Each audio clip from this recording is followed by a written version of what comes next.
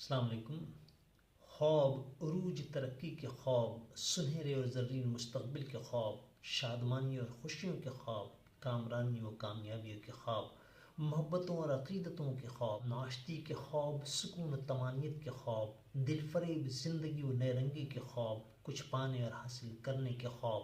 خواب تصوراتی حقیقت ہے، تصورات زندگی خواب کو شرمندہ تعبیر کرتے ہیں۔ دن کے اجالوں میں دیکھے گئے خواب حقیقت کا روپ دھارنے کی صلاحیت رکھتے ہیں۔ کچھ پانے کی تمنا اور کچھ کرنے کی آرزو خوابی جگاتے ہیں۔ خوابی انسان کو بیدار رکھتے ہیں، خوابی دلوں میں آگ بھڑکاتے ہیں، زندگی کو تحریک دیتے ہیں، پہم کوشش اور جد و جہد کو جاری رکھنے کے لیے ذمہ دار ہوتے ہیں۔ حیات خوابوں سے ہی آگے بڑھتی ہے، مستقبل خوابوں سے ہی سنورتے ہیں۔ زندہ قومیں زرین زندگی کے خواب دیکھتی ہیں اور ان خوابوں کی تکمیل کے لیے متحرک و فعال افراد کو اپنے خواب سونپتی ہیں۔